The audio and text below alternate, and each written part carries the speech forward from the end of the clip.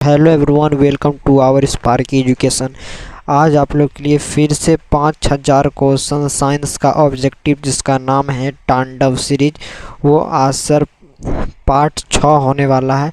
इससे पहले कि पार्ट 1 पार्ट 2 ये सब नहीं देखे हैं तो इसी वीडियो के डिस्क्रिप्शन में जाके चेक कर लीजिएगा, फुल वीडियो सॉल्यूशन मिलेगा। 5000 से क्वेश्चंस इससे बाहर आपके एग्ज़ाम में नहीं आएगा। एक ख़ास और बात, यदि आप मेरे चैनल से पढ़ रहे हो तो सर आपका टारगेट सर 95% होनी चाहिए, यानी कि टॉपर। यानी सर टॉपर नहीं बनना है तो आप मेरे चैनल से नहीं पढ़िएगा। बाकी बहुत चैनल है जो आपको सर फर्स्ट दिलाने वास्ते पढ़ा रहे हैं। यदि मेरे चैनल से पढ़ना है तो सर आपको टारगेट 95% रखना ही होगा। चलिए 5000 क्वेश्चंस कीजिए। आज वीडियो पार्ट 6 हो रहा है। इससे पहले नहीं देखे तो देख लीजिएगा। यदि 99 वाला कोर्स लेना चाहते हैं तो सर बिहार का नंबर 1 और सटीक क्वेश्चंस आपको दिया जाएगा। पीडीएफ सब्जेक्टिव ऑब्जेक्टिव चाहे कुछ भी हो, क्वेश्चंस बैंक को ख़रीदने की ज़रूरत नहीं है। मात्र 100 रुपया में 1 साल की पढ़ाई कर सकते हो आप, टॉपर के नज़रिए से, फर्स्ट के नज़रिए से नहीं। पहला क्वेश्चन, धातुओं की प्रकृति क्या होती है? तो धातुओं की जो प्रकृति होती है वो सर विद्युत क्या होती है? Option number A. क्योंकि सर जब भी ये सर हो जाएगा, देखिए प्लस चार्ज हो जाएगा तो इसमें जो देखिए संयोजी इलेक्ट्रॉन जो रहता है वो सर बाहर निकाल जाते हैं, इसलिए ऑप्शन नंबर आपका ए हो जाएगा। विद्युत क्या होता है आपको पढ़ समझ में आ गया होगा। चलिए, बॉक्साइट निम्नलिखित में से किस धातु का अयस्क होता है? तो बॉक्साइट जब भी पूछे तो सर एल्युमिनियम का अयस्क होता है। बेरियम तो अयस्क होता नहीं है। सोडियम, मैग्नीशियम ये तो सर आवर्त सारणी का तत्व है। तीसरा क्वेश्चन देखिएगा कि सर लोहा को जिंक से लेपित करने की क्रिया को क्या कहते हैं? तो लोहा को जिंक से लेपित करने की क्रिया को हम लोग ऑप्शन नंबर बी क्या कहते हैं? Option number B. चलिए, सबसे कठोर प्राकृतिक पदार्थ कौन सा है? तो हीरा होता है, क्योंकि सर इसका अपवर्तनांक 2.42 होता है, इसलिए ठीक है। अगला प्रश्न देखा जाए तो सर तांबा का प्रमुख अयस्क क्या होता है? तो तांबा का अयस्क प्रमुख अयस्क जो होता है वो सर Cu2O होता है, याद रखिएगा। कॉपर सल्फेट का ऑक्साइड। चलिए, शुद्ध सोना को व्यक्त किया जाता है तो शुद्ध सोना को हम लोग 24 कैरेट में व्यक्त करते हैं, और आभूषण बनाने वाले सोना को 22 कैरेट में पिघलाकर बनाया जाता है, याद रखिएगा, ठीक है। लोहे की परमाणु संख्या बताए थे पहले भी कि लोहे की परमाणु संख्या 26 होती है। यह ऑप्शन नंबर आपका बी करेक्ट ऑप्शन हो जाएगा। 5000 क्वेश्चंस का सीरीज कर लीजिए, आपको साइंस पढ़ने की ज़रूरत नहीं है, और 99 वाला कोर्स ले लीजिए, आपकी बस साइंस में सर 100 में 100। निम्नलिखित में से कौन अधातु है? तो अधातु बहुआ कार्बन होता है। ऑप्शन जब भी पूछे कार्बन की सर संयोजकता कितनी होती है? तो 4 होती है। Most repeated questions for examination 2024 में आएगा। कौन सा धातु कमरे के ताप पर द्रव होता है? तो यहाँ गौर से समझिएगा, यहाँ अधातु का बात कर रहा है। अधातु जब भी कहे तो आपका राइट आंसर क्या हो जाएगा? राइट आंसर आपका क्या हो जाएगा? राइट आंसर आपका हो जाएगा ब्रोमीन। अधातु जब भी बात करे तो ब्रोमीन हो जाएगा। धातु बात करे तो सर पारा हो जाएगा। धातु हो जाएगा तो सर पारा हो जाएगा, ठीक है। अगला क्वेश्चन, सीसा और टिन की मिश्र धातु को क्या कहते हैं? तो सर सीसा और टिन की मिश्र धातु को हम लोग सोल्डर कहते हैं। ऑप्शन नंबर आपका ए बिल्कुल करेक्ट ऑप्शन हो जाएगा। इस बार की एजुकेशन को सब्सक्राइब नहीं किए हैं तो कर लीजिए। किसे चाकू से काटा जा सकता है? तो सर हम लोग लिथियम को काटा सकते हैं, सोडियम को भी काटा जा सकता है, यानी कि Na मेरी देता हूँ शॉर्ट फॉर्म में, ठीक है। सोडियम को काटा जा सकता है, और एक होता है कि यानी कि सर पोटासियम को काट सकते हैं। अब बाकी अभी के लिए option number A correct option हो जाएगा। अगला प्रश्न देखा जाए तो most VVI questions for examination 2024 कि सर कौन सी धातु जल के साथ बिल्कुल अभिक्रिया नहीं करती है? तो सर ये ऑप्शन नंबर सी पोटासियम नहीं बल्कि चांदी हो जाएगा। चांदी सर धन धातु जल के साथ बिल्कुल अभिक्रिया नहीं करती है। अगला क्वेश्चन कि सर कमरे के ताप पर द्रव अवस्था में, तो बताए थे कमरे के ताप पर द्रव अवस्था में धातु पूछेगा तो बताइएगा पारा। जब भी ये धातु पूछेगा तब क्या बताए थे? ब्रोमीन बताए थे, ठीक है, Br, ठीक है। चलिए क्वेश्चन समझने का प्रयास कीजिए। जो सब्सक्राइब नहीं किए स्पार्क एजुकेशन को सब्सक्राइब कर लीजिएगा। मुक्त अवस्था में पाए जाने वाली धातु कौन सी है? तो मुक्त अवस्था में पाए जाने वाली धातु जो होती है वो सर सोना होता है, क्योंकि सर ये किसी से रिएक्शन अभिक्रिया नहीं करती है। अगला क्वेश्चन, सबसे अधिक सक्रिय धातु कौन सा है? तो सक्रिय धातु आपको बताइएगा तो सोडियम सक्रिय धातु है। ऑप्शन नंबर आपका बी करेक्ट ऑप्शन हो जाएगा। अगला क्वेश्चन है कि लोहा, निकेल और क्रोमियम के मिश्र धातु को क्या कहते हैं? तो लोहा, निकेल और क्रोमियम के मिश्र धातु को हम लोग option number D stainless steel कहते हैं। ऑप्शन नंबर डी आप याद कर लीजिएगा, बिल्कुल एकदम एग्जाम में आएगा क्वेश्चन। ये सब अधिकतर क्या पूछ रहा है? अधिकतर धातुओं के ऑक्साइड क्या होते हैं?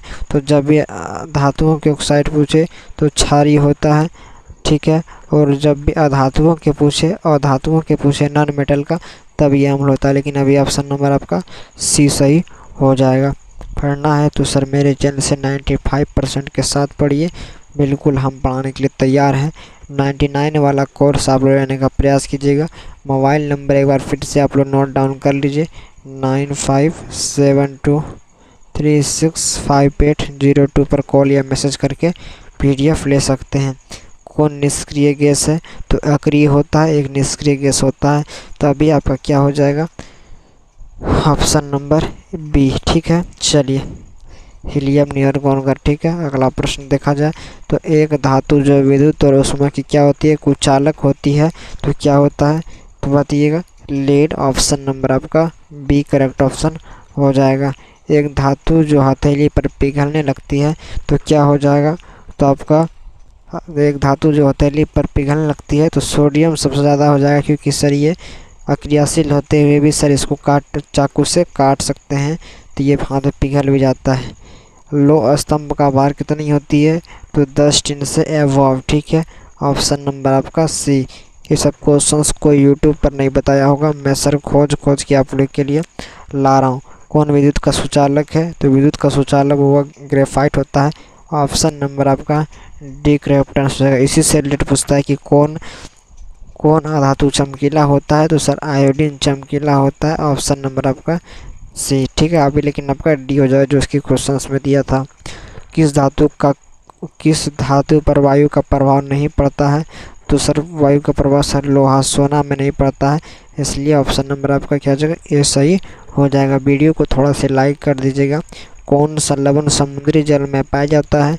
तो समुद्री जल में सर NaCl यानी कि सर सोडियम क्लोराइड, जिसे हम लोग आम भाषा में सर नमक भी कहते हैं, साधारण नमक, ठीक है, याद रखिएगा। जो सब्सक्राइब नहीं किए हैं सब्सक्राइब कर लीजिएगा।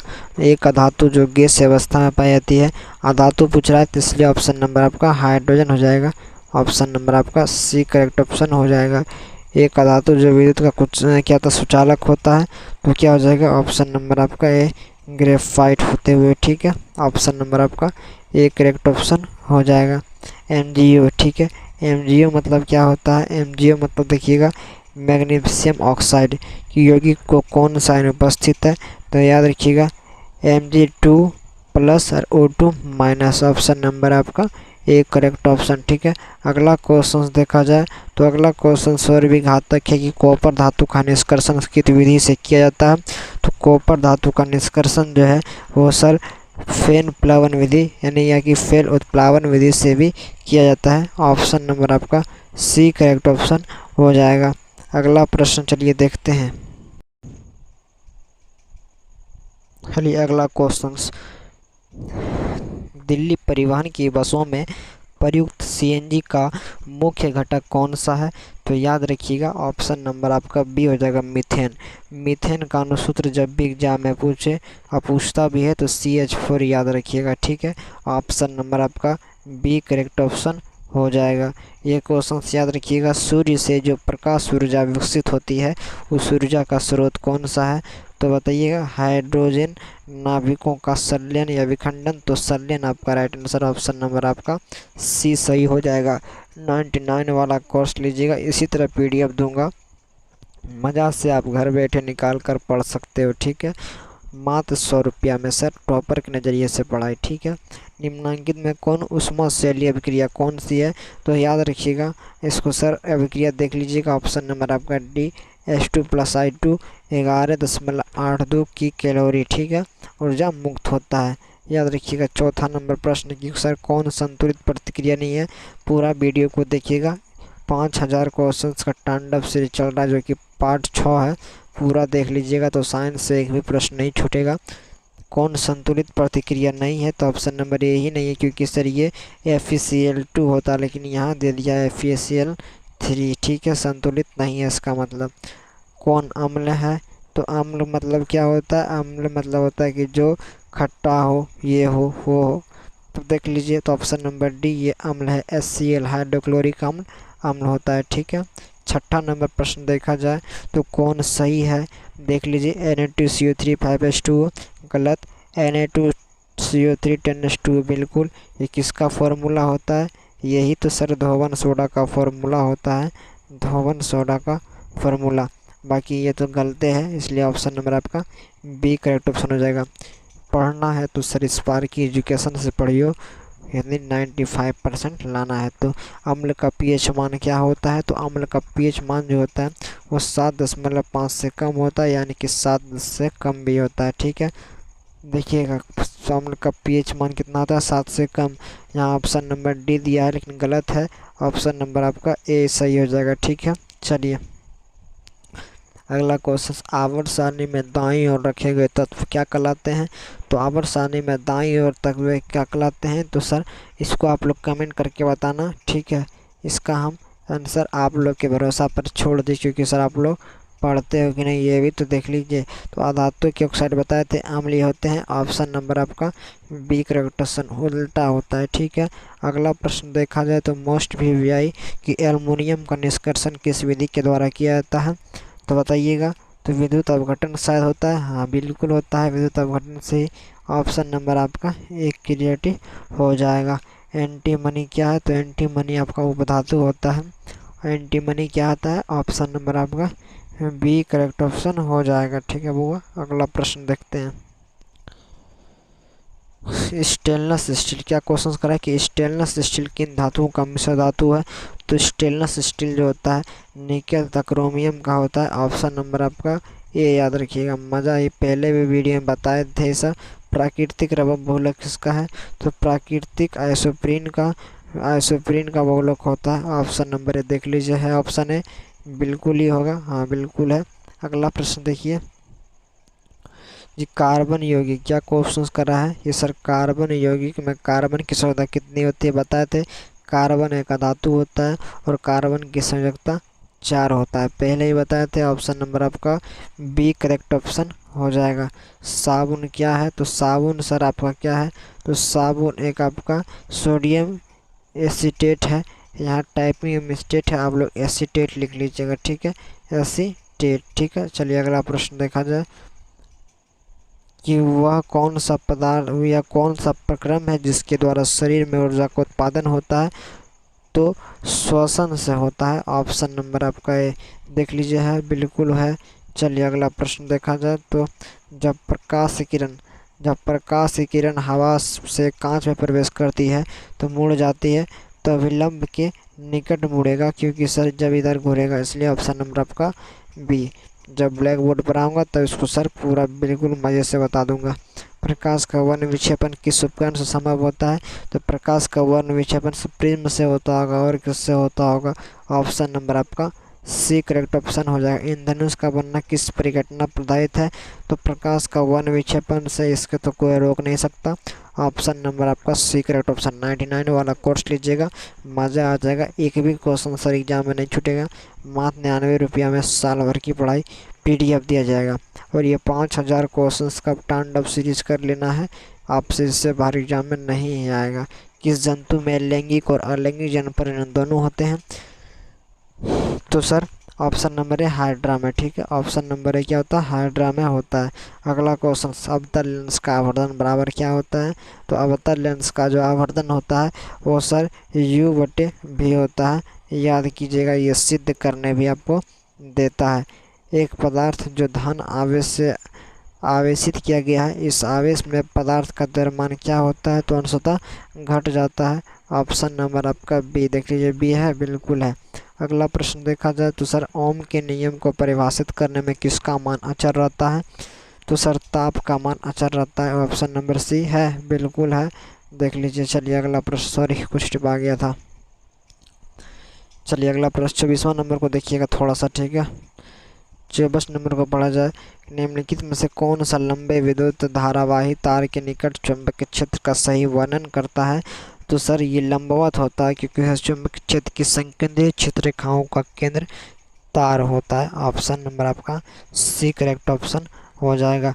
25 नंबर का लास्ट क्वेश्चन देखा जाए तो डायनमो से कैसी धारा प्राप्त होती है, तो डायनमो से सर प्रत्यावर्ती धारा भी प्राप्त होती है और दिश धारा भी, क्योंकि सर AC प्लस DC दोनों प्रकार की धारा, यानी कि दिश धारा प्रत्यावर्ती धारा दोनों की धारा प्राप्त होती है, इसलिए डायनमो कहा जाता है, ठीक है। ऑप्शन नंबर सी आपको करेक्ट हो जाएगा, ठीक है। वीडियो को यहीं तक रहने देते हैं। यदि आपको कोर्स लेना है तो सर 9572365802 पर मैसेज कर दिया है।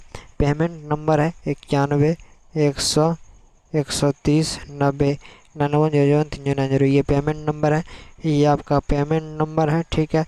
ये आपका सर मैसेज नंबर है, ठीक है, ये आपका मैसेज नंबर है, ठीक है। चलिए 5000 क्वेश्चंस का तांडव सीरीज ये पार्ट सर आपका कितना था, ये पार्ट 6ठा है। इससे पहले कि पूरा 5 4 3 2 1 नहीं देखे हैं तो इसी वीडियो के डिस्क्रिप्शन में चेक करके देख सकते हो, या प्लेलिस्ट बना होगा 10th science objective questions 2024 by Sparky Education playlist बना होगा, इसमें आप देख सकते हो, ठीक है। बाकी चैनल को सब्सक्राइब कीजिएगा, अच्छा लगे तो सर प्यारा सा कमेंट कीजिएगा। बाकी फिर मिलते हैं अगले वीडियो में पार्ट 7 के साथ।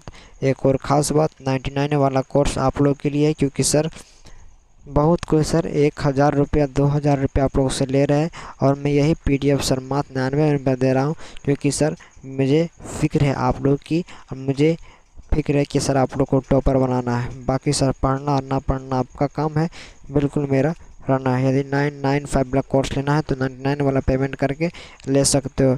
यदि पेमेंट नंबर चाहिए तो व्हाट्सएप पर कमेंट कीजिएगा, ना तो इसी वीडियो के डिस्क्रिप्शन में पेमेंट नंबर दिया गया हुआ। फिर मिलते हैं बाकी पार्ट 7 में तांडव सीरीज के साथ। जय हिंद।